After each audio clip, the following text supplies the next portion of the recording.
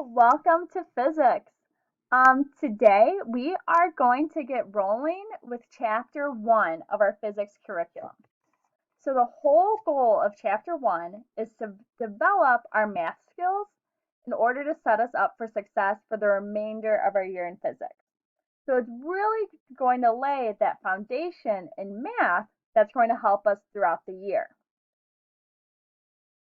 Going to start chapter 1 by looking at the manipulation of variables. So by the end of the lesson today, we should be able to manipulate algebraic variables in order to solve a problem. So let's go ahead and unpack that goal a little bit. Variables, this should be a term that you are familiar with from your math classes. When we say variable, what we really mean is some sort of symbol, typically a letter, that represents a quantity. In our math classes, we're probably familiar with the variables x, y, and z. So we have those symbols that represent a quantity. What we're then going to want to do is manipulate or move around our variables so that we have what we're looking for on one side of an equation by itself. So our whole goal here is to solve a problem. We need to move around those variables in order to get what we're looking for on one side of the equation by itself. And our tool in order to achieve that is going to be algebra. Okay? So a big thing we're going to have to keep in mind here is our order of operations. So if you guys remember, our order of operations typically goes parentheses, exponents, multiplication and division, and then addition and subtraction. When we're manipulating variables, we're typically going to go the opposite way. So we're going to start off by undoing our addition and subtraction, followed by undoing our multiplication and division, undoing our exponents, and then undoing our parentheses. So when we're manipulating or moving around our variables, we're typically going to go in the opposite direction in regards to our order of operations. So a lot of time in physics, you'll be given a word problem that you will need to then unpack in order to come up with an equation and solve a problem. So let's say we read our word problem and we came up with the equation E is equal to 1/2 mv squared. Okay? So if we look at this, our equation has three variables. Okay, we have three symbols that represent a quantity. We have our variables E, M, and V. So we have three variables here. And let's say our goal is to manipulate or rearrange those variables in order to solve for V. So we want to get V by itself. So if we look at the side of the equation with V on it, we have 1/2 times M times V squared. So if we go back up and look at our order of operations, we want to first undo our addition and subtraction. We don't have any addition or subtraction here, so we can move on to our next one. We then want to undo our multiplication or division. So if we look at this expression, we do have multiplication. We have 1/2 times M times V squared. So our first step in solving this problem is going to be to undo the 1/2 times M. If we want to undo multiplication, that means we need to do the opposite. We need to divide by 1/2 M. But we can't just do that to one side. We need to do that to both sides. Okay? So then on our left-hand side, we're left with E over 1/2 M is equal to just V squared. Because if we have M on top, M on bottom, they cancel. Same thing with our 1/2. So if we look at what we have right now, we have e divided by 1/2 divided by m is equal to v squared. So if we look at this, we have this 1/2 in the denominator. We don't really like to have fractions in the denominator. It looks a little messy. So we might want to clean that up a little bit. Luckily, we know that dividing by a fraction, in this case, our 1/2, is the same thing as multiplying by the reciprocal. Remember, a reciprocal is just that fraction flip-flopped. So if our fraction is 1/2, our reciprocal would be the opposite of that, which would be 2 over 1, or just 2. Okay, so we could rewrite this as 2 times e divided by m is equal to v squared. It's just a lot more aesthetically pleasing, a lot easier to look at. I'm a fan. All right, but now that we've cleaned that up a little bit, we still don't have v by itself. We still have this exponent. So if we keep moving along our order of operations here, our next thing to undo is our exponent. And we are going to be able to undo that squared by taking the square root. Again, make sure whatever you do to one side, you do to the other. You don't want anyone to feel left out, no hurt feelings. What you do to one side, you also have to do to the other side. So we are left with the square root of 2 times e divided by m is equal to v. This is the point where we could then hypothetically plug in values for variables e and m, put it in our calculator, and solve for a variable v. All right, so let's go ahead and look at another example. Let's say, in this case, we have a trigonometry word problem, and we come up with this equation: sine of theta sub c is equal to n sub 2 over n sub 1. So if we look at this, it looks like we have a lot going on. So let's kind of break it down a little bit. First, what we want to draw our attention to is our 3 variables here.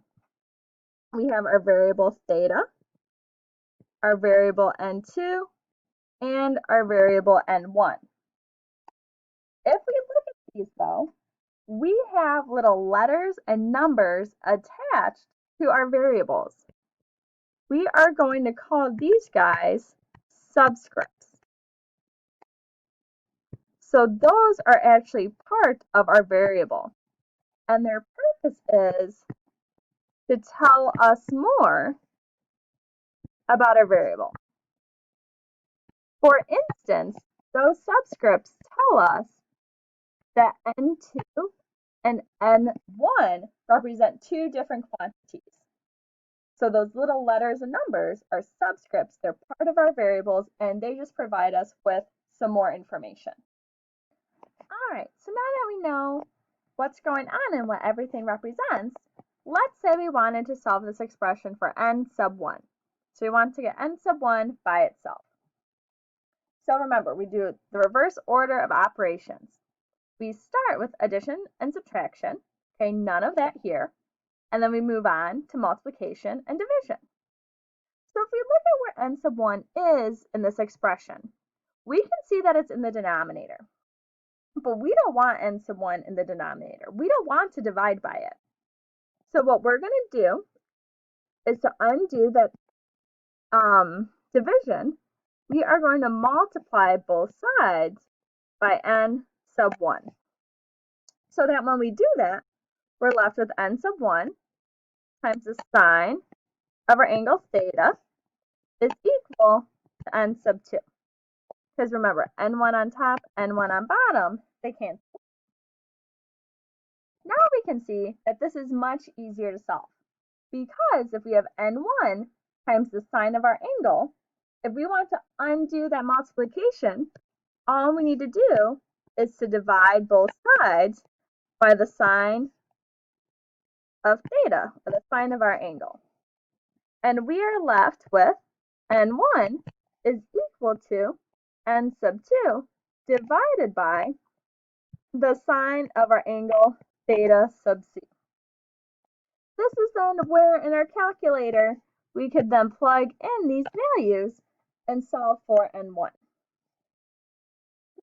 Look at the same expression, but this time we are going to solve for our angle. We are going to solve for theta sub c. So if we look at where theta is in our expression, the only thing we have attached to that theta is sine. So we need to think back to trigonometry to figure out how to undo or move that sine over. And what we're going to need to do is we are going to have to take this sine inverse of both sides of our expression. And that's going to hold true for any trigonometric function. Whenever you want to undo it, just take the inverse. So whether we're looking at cosine or tangent, to undo that expression, take the inverse. Because then sine inverse and sine cancel out, and we are left with our angle, theta sub c, is equal to the sine inverse of n2 over n1. And voila, we have theta all by itself. So we are done. Notice how when we're doing these, when we're manipulating our variables, we keep those subscripts glued to our variables. So whenever we have a theta, it always has a c next to it. N2 always has a 2, and N1 always has 1. Do not ignore those subscripts. Because if we just wrote this as n over n, our n's would cancel out, and we'd have the sine inverse of 1, and that is not the same thing. So those subscripts are super duper important. Alrighty, so now it's your turn that we've done a couple examples. So we have this expression, t is equal to 2 pi times the square root of m divided by k. Your goal is to solve for m. So rearrange these variables so that m is all by itself. Go ahead, pause the video, and when you're ready, come back and hit play to check your answer. Good luck! All right, so for our final answer, we should have gotten that m is equal to t squared times k divided by 4 pi squared. So if you didn't get that, no worries. If you did, awesome job. But let's go ahead and walk through how we did reach that point. So if we look at m, the variable we're trying to solve for, we have a couple things on that side of the equation. We're multiplying by 2 pi, we have the square root, and we're dividing by k. So we really need to look at our order of operations to figure out what we're going to tackle first. So remember, we typically follow the opposite direction when undoing functions. So if we look at this, we're going to start on the right, and we'll hit multiplication division first. So that means we want to undo where we multiply by 2 pi. So in order to do that, we're going to divide each side by 2 pi. So we end up with t divided by 2 pi is equal to the square root of m divided by k. Because remember, what you have on top, when you have it on top and on bottom, it cancels out. So now the next thing we need to tackle is the square root. Since both the m and the k are underneath it, since both variables are underneath the square root, that's our next step in moving that over.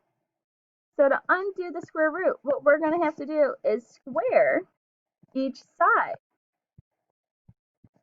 Make sure you square everything on that left-hand side. So we'll end up with t squared divided by 4 pi squared is equal to m divided by k. Okay. Now we can see pretty easily what we need to do. We just have m divided by k. So to undo that division, we need to multiply both sides by k. K on bottom, k on top cancels out. And we're left with t squared times k divided by 4 pi squared is equal to m. Right? And that should be how we got that final answer. So if you guys have any questions on the video or on the homework, please do not hesitate to ask. Otherwise, I hope you have a fabulous day.